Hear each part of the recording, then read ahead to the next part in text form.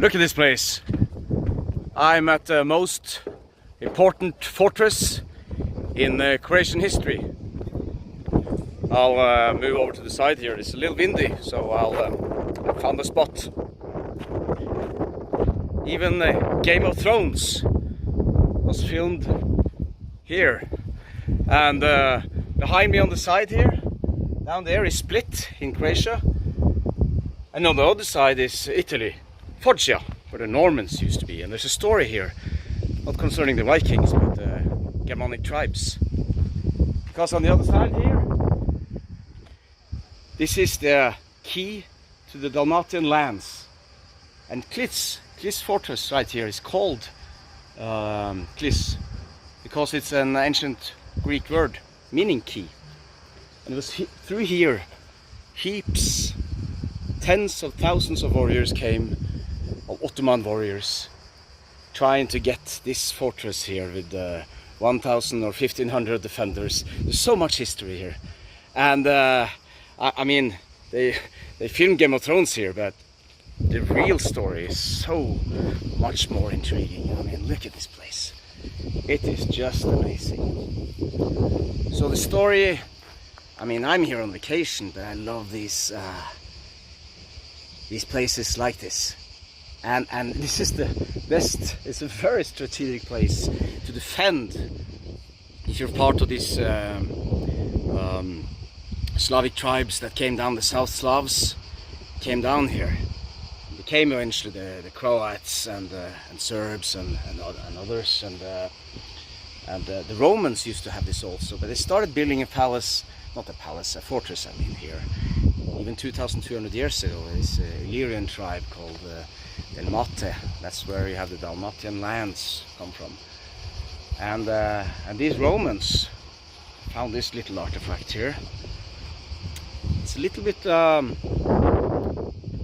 odd if you think about it. Did you know that the Roman soldier, the average height of the Roman soldier was really, really small? That's why I have a tiny skull here. 155 centimeters about. And imagine when these Germanic tribes came down and started conquering and started fighting against the Roman, and then eventually became mercenaries and federati, soldiers of the Roman armies. Many people in Scandinavia, we know, served there. And they were huge in comparison. And why was the average height so low of these Roman soldiers? Well, because they grew up in cities, big cities, and they had all these bacteria infecting them when they grew up. All over the cities, everyone had them. And that halted the growth of most people. So I'm gonna make a video about that. I mean, it was huge, the difference between the Germanic warrior, the later Norse warrior, and even Procopius, which is a source from about the 550s, when the Goths had this area here. First it was Odoacer. I'll put up a map here so you might see. After the fall of the Roman Empire, Odoacer controlled Italy, and the Goths, they were up a bit north, had a very big stronghold. And what was the thing about the Goths, the Ostrogoths? Even they were not necessarily so homogeneous. I mean, everyone was Goth. You could be Burgundian and become a Goth by assimilating into them. They were very, very close and very important to the Romans, and especially the Eastern Roman emperors in the latter part of the 5th century. So much important that Theodoric the Great, who took Italy and who took this area, took this castle, this fortress, he was raised in Constantinople, and he had a say because of the huge influence they had, because of the strong army they had, the Goths, and also because they had so much power internally in the Eastern Roman Empire eventually. And there's a parallel here to the later Varangian Guard in Constantinople of the Eastern Roman Empire. And Procopius, he wrote, as I told you in the fall of the secrets of the Roman Empire, the secrets of the Germanic tribes, this other video, I'll put a link so you can see that. As I mentioned there, a lot of things happened in the 6th century. We had a plague, climate change, a lot of new trading routes changed. And the problem here for a lot of people down in the Mediterranean was that everything had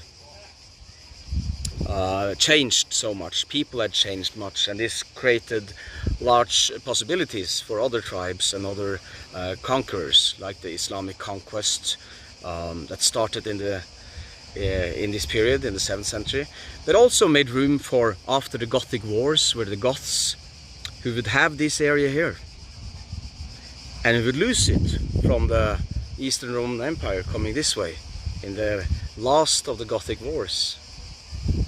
This created an opportunity for Croats or Slavs, which became South Slavs. They would come down here also in this time period, and it's even important for the Eastern Roman Empire to have them as some sort of mercenaries and fighting against the Goths. And eventually they were able to kick out the Goths. Sorry, did I say fighting against the Goths? That I don't know of. But I do know that they employed them as mercenaries for a time, and afterwards it was advantage to the Eastern Roman emperors to have the Croats right here, to have the South Slavs, Yugoslavia, that means South Slavs, right? And to have them here. And the interesting part is Procopius, I told you about this source, he was a writer in the 550s, and he writes about these South Slavs who came down from the Central Eastern, present-day Europe, and they were exceptionally tall. And right here, and in Scandinavia, and in the Netherlands also, you find the tallest people in Europe, some of the tallest people in the world. And if you look on the DNA, and I'll put up a link here to Wikipedia, if you just look on the Y chromosomes and the different haplogroups going down, you can also see that there's a lot of I1, which is sort of like the Scandinavian, not the Viking haplogroup. We can't say that because there are many different haplogroups of the Viking males. But I1 is a very good indicator. We find it in Poland, we find it in Ukraine, Belarus, and Russia, and it's comparable in size here among the Serbs and the Croats. And that tells me that either there was a lot of mix before the South Slavs came down, because we know there was a lot of mix at that time. They even had the same god, Perun, which is equivalent to the Norse god Thor, thunder god. And both the Varangians had oaths to Perun, and the Rus Vikings had oaths to Perun, who they adapted to the same. It's easy for them because of Thor, because it has the same roots, right? The gods. And it's interesting to think then how much mix was there, because we see it in the DNA of peoples who live here, the South Slavs. They have a lot of Scandinavian in them. And we know the Heruls, who was the Germanic tribes, they were here in the Balkans, and we know they assimilated probably in the local societies. That's what we find. And it's intriguing that the Goths, the last Ostrogoth left Italy in the year 580, and that's when the history here says that the South Slavs began organizing themselves, and that's when the Goths left here. And you can imagine maybe some of the Goths went north, but then maybe they went south with these Slavic migrations south again. It's very plausible, and the DNA certainly doesn't say something against that if you look into the DNA. So that's an interesting thought. How much mix was there between these peoples, between these tribes at that time? It's some of these Ostrogoths who were in this area and had to leave because of the Eastern Roman Empire here.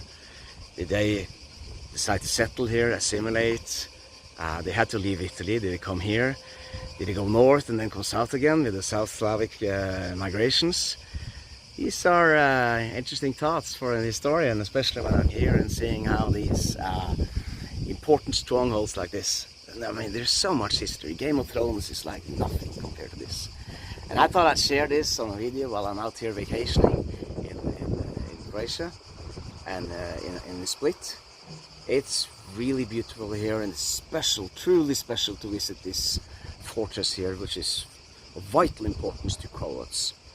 There's so much history later on in the Middle Ages also, under Ottomans and the Austrian-Hungarian Empire and until newer times. So yeah, it's been great, and I hope you enjoyed me sharing this video. Yeah, that's this week's video. So take care. Thanks for subscribing if you want to do that, and check out my Patreon links down for exclusive content if you wish. Alright, take care from Croatia.